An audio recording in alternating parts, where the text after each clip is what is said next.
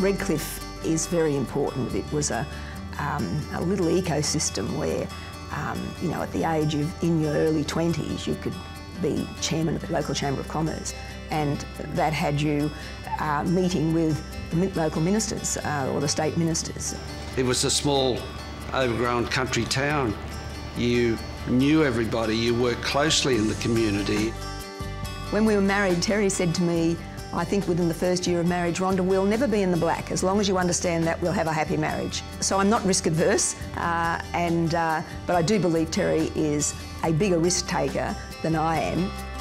Rhonda got her first pharmacy going at Clontarf, and I did mine at Woody Point. We set this pharmacy up in Margate, and it wasn't big enough, and the landlord wasn't prepared to enlarge the premises. So I went up to see Mr. Lego and said, we're buying a lot of merchandise off you, can you help us? And I said, I needed £25,000. And he said, we don't sort of do that sort of thing, Terry. But he said, look, we might be able to do something for you. Anyway, a week or so later, in the mail, opened this envelope. There was a Little with Compliments card. There's a cheque for £25,000 with a note. Dear Terry, go ahead and build the shop and we'll sort out how you pay it back later on.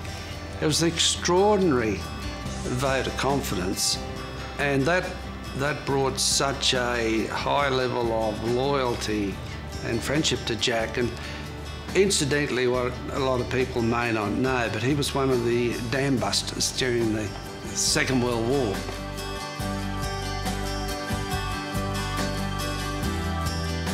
Having gone away from pharmacy for 10, 15 years to do other quals in business and organisational development, we had a couple of businesses in trouble. So I came back into the business a little under duress. I had these 5 pharmacies to work on. The people that were in them found it a bit hard for some bird to come back who knew not too much about pharmacy, but a heck of a lot about systems and disciplines and business, which I'd picked up in those 15 years. We needed to develop all the systems and the disciplines that gave us certainly all the benefits that the big businesses had, and we were developing a lot of competition in particularly the health and beauty area from the supermarkets, etc. And to compete with them, we needed to put in systems, disciplines.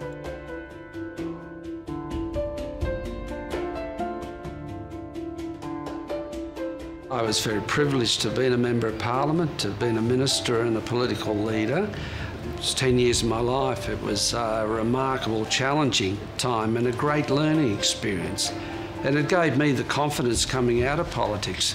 If you could run large-scale departments, business should be a lot easier. I was just so lucky that Rhonda started to get the businesses going again after both of us were out of it for so long. There was a natural career opportunity. My comment to him was very clear. I'm the CEO and I'm not moving over. And he very graciously said, well then, I'll be the chairman, what would you like me to do? And I said, we need a national brand if we are going to compete. And that's his mission. It's when does a job become a mission or a career or a quest? His quest was to go out and build a national brand.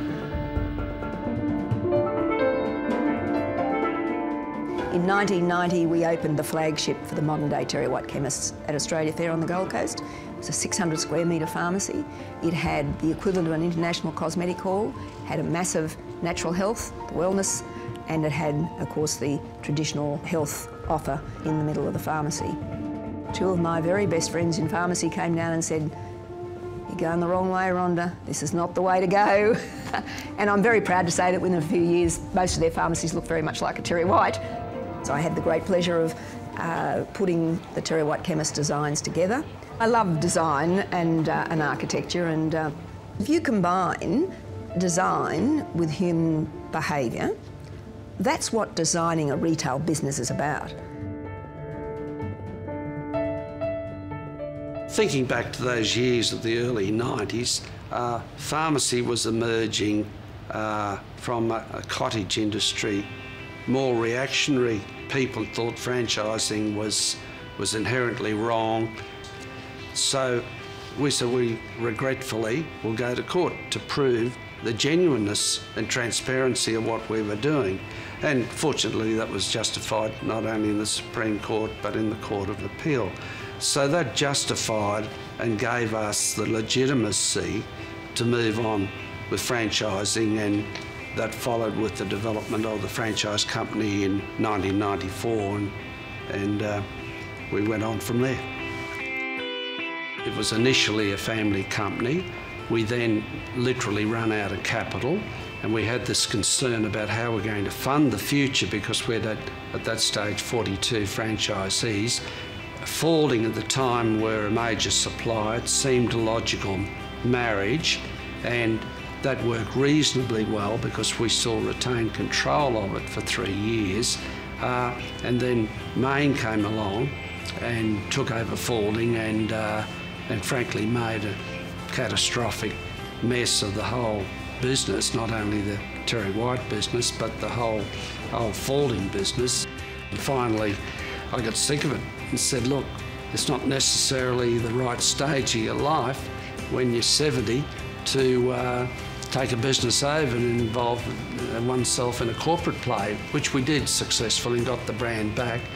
And it was really a wonderful thing to achieve, because we now can deliver on the promise that we made to our franchisees. So our expansion of our business had a lot to do with the rapid growth of Queensland and particularly with shopping centres, and that gave us the powerhouse base to go interstate, where shopping centres were already well established in Sydney and Melbourne, and our success in Queensland gave us the entree in so many shopping centres in New South Wales and Victoria initially, and then in more recent years, of course, Western Australia, South Australia and Tasmania. So there's 164 franchise Terry White outlets out there today, and that all started in 1959 at a little place called Woody Point on the Redcliffe Peninsula. So it's been a very enjoyable experience. I was sitting in my office one day and a gentleman called Tony Ferguson. He had a very successful pharmacy operating a very successful weight management program, a one-off. And he came to the office and he said, I would like you to put my product in. And I said, oh, that's fine. I said, you give it to us exclusively and we'll make it work for you. And we took that to a $100 million business in 1 year.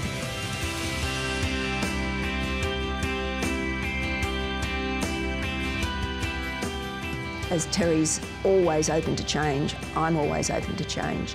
We may not necessarily always have the same opinion, and we're happy for that to be known, does give our franchisees, the members of the group, a great deal of confidence.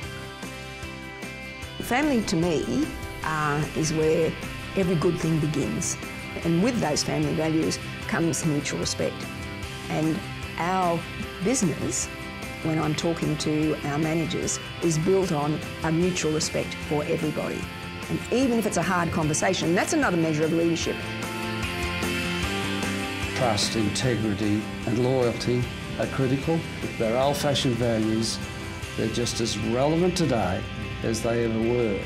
The sort of business that we are in, which is small, medium-sized enterprises that happen to have had an element of success and rolled out a business today that turns over $1 billion and employs 4,500 people.